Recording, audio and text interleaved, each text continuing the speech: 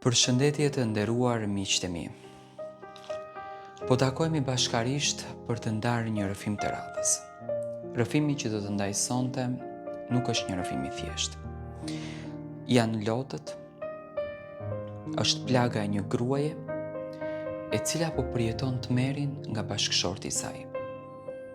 Ju lutem bëni subscribe kanalin që shfaqet këtu pas se rrëfime jete aty ku ju në fakt do të dëgjoni të gjitha rrëfimet e radhës. Do të flasim për një histori të pazakontë. Një grua e cila vendosën të ndjekën ëndrrën e saj, të vej shami. Edhe pse në fakt ishte dëshira e burrit të saj që ta shikonte gruan me shami, por në momentin kur zonja në fjalë mendoi që jeta do të qetësohej dhe familja do të merrte rrugtimin e bukur, ajo grua përjeton tmerrin më të madh. Ajo grua ndeshet me një histori që në asnjë mënyrë nuk dëshironte që ta besonte.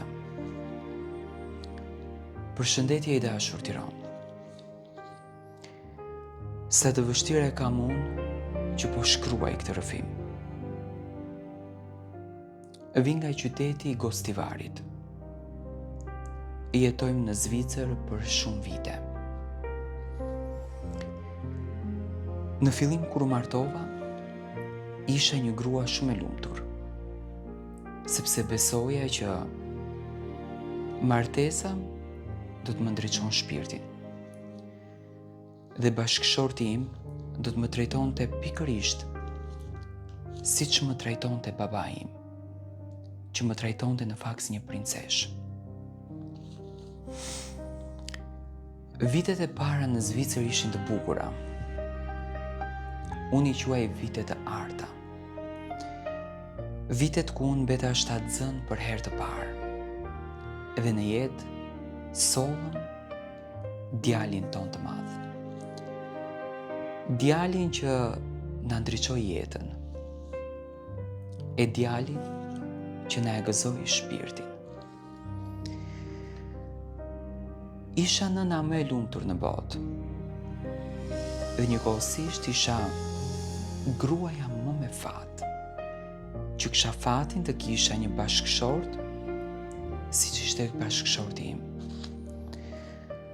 Të paktën kështu e mendoja unë. Vitet kaluan dhe në jetë na erdhi edhe vajza. U bëm me 2 fëmijë. Ku kishte më bukuri, ku kishte më lumturi. Shtëpinë tonë, Zoti e bekoi. Fëmijët po rriteshin. Vështirësitë e jetës po bëshin edhe më të mëdha. Sepse në të gjitha forcat ne duhet të mbajshim balansat. Por ne ja dilnim, mundoheshim. Punoja edhe unë, edhe burri. Dëshira ime për të vënë shamin ka qenë një dëshirë shumë e madhe. Që kur isha e vogël jam rritur në një familje që pa marrë parasysh se çfarë do që të ndodhte në jetë, besimin tek Zoti dhe dashurinë e madhe tek Zoti e kishte primare. Dhe unë gjithmonë ndëroja që do të vinte një ditë dhe do të vendosja shamin. Dhe pikërisht në një ëndër që unë e pash, Zoti vendosi që unë duheshte ta bëja të rrugtim. Në fillim burri nuk e priti pothuajse mirë. Ishte pak paragjykues në këtë pjesën. Por unë duke ja shpjeguar,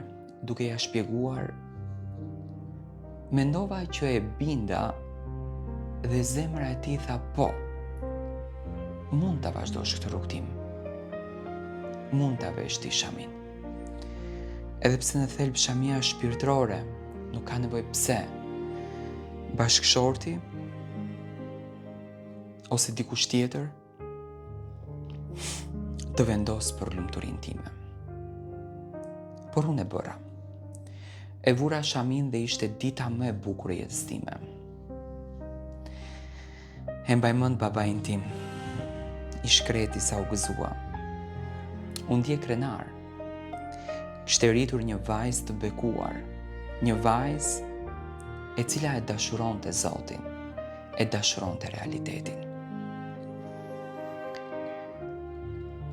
Prej asaj kohe marrëdhënia jon filloi që të ndryshonte.